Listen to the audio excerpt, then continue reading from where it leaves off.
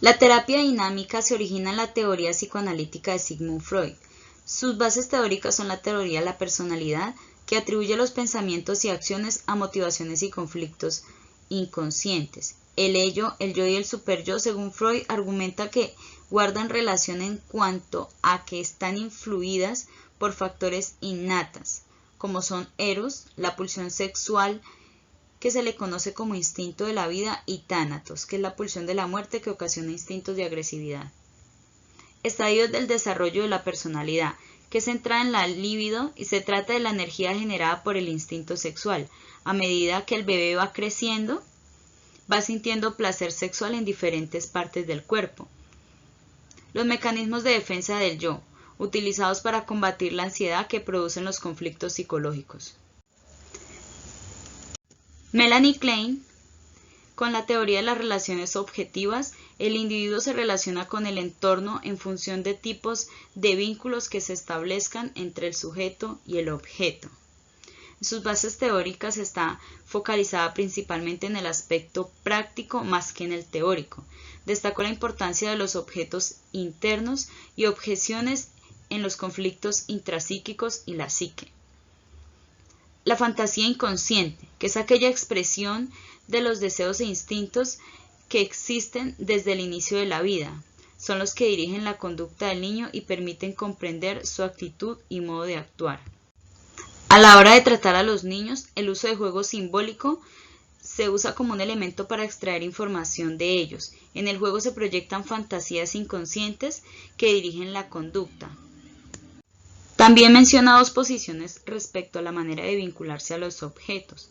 Esquizoparanoide, donde el individuo es capaz de distinguir entre el yo y el no yo, y la posición depresiva, donde los objetos se empiezan a ver como un todo, a veces bueno y a veces malo, y con el que llega el miedo a perder el objeto amado. El yo tiene 4 funciones básicas: experimentar y luchar contra la ansiedad causada por la pulsión de muerte, el establecimiento de relaciones objetivas, la integración y síntesis del sí mismo, y la adquisición y emisión mediante introyección y proyección de actitudes y características externas o internas. Carl Jung propone una psicología analítica y da un papel importante al inconsciente. Entre sus bases teóricas, la libido no es sexual, como afirma Freud, sino que es una energía psíquica más amplia que incluye dimensiones espirituales. Los desarrollos más interesantes de la personalidad ocurren en la adultez y no en la niñez. Al igual que Freud, Jung experimenta el inconsciente a través de sueños y fantasías. La ciencia es inadecuada para el conocimiento de la psique. La estructura de la personalidad incluye tanto elementos conscientes como inconscientes. El yo es el aspecto más consciente de la personalidad. Él buscó un equilibrio entre los elementos conscientes e inconscientes. Jung también habla de 2 tipos de inconsciente, el colectivo y el heredado. En cuanto a la terapia, el encuentro debe ser cara a cara entre el terapeuta y el paciente, sin énfasis en el pasado. Lacan reinterpretó y amplió la teoría psicoanalista. Incorporó nociones de origen lingüístico, filosófico y topológico, redefiniendo muchos términos psicoanalíticos. Entre sus bases teóricas se encuentra el Saussure, que es el significante que será propio de cada individuo.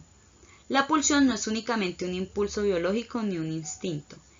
Explica cómo es el dinamismo estructural del inconsciente, que está formado por 3 instancias: lo real, lo imaginario y lo simbólico.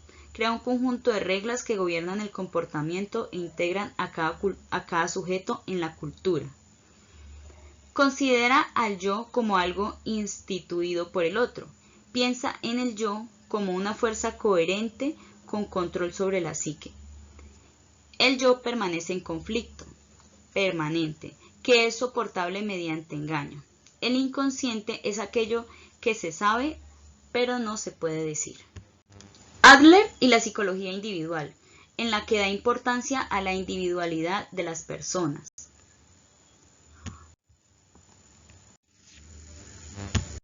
Entre sus bases teóricas, las personas son motivadas por intereses e impulsos sociales. Adler se centró más en el consciente. Para entender a una persona es importante conocer la naturaleza de su familia de origen, al igual que la calidad de sus interacciones. Examina temas como la rivalidad entre hermanos y el efecto que tiene en la personalidad del individuo respecto al orden de nacimiento. El complejo de inferioridad. Las personas tienen sentimientos de inseguridad, los cuales tratan de compensar teniendo grandes logros. Sin embargo, cuando la persona no cumple esos logros, desarrolla el complejo de inferioridad. La invocación de defensa se da como respuesta a amenazas internas como externas. La compensación, que trata del esfuerzo de los individuos por superar debilidades, bien sea imaginarias o reales. Por otro lado, la inferioridad, que es la fijación de los sentimientos que causan parálisis emocional. En la terapia, el paciente y el terapeuta se sientan en sillas. Winnicott, sus aportes se centraron en el papel de los objetos y fenómenos transicionales y el papel de la madre, el vínculo materno-filial en el desarrollo humano. Los problemas mentales se deben a fallos en la provisión de estímulos durante la infancia. Según el niño va desarrollándose, establece relaciones con el entorno y los diferentes seres que lo rodean.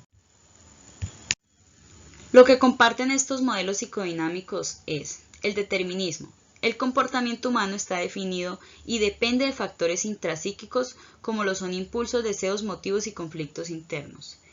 Se le da énfasis al papel del conflicto. Se considera que este es básico en el desarrollo de los síntomas neuróticos. Se da importancia a la historia del desarrollo humano. El comportamiento está determinado por la historia del desarrollo de la persona y muchos conflictos se derivan de la niñez. Se da énfasis al inconsciente, ya que muchos de los determinantes del comportamiento son inconscientes. Toda conducta adquiere significado, no hay acción ni pensamiento casual. Se le da importancia a los mecanismos de defensa.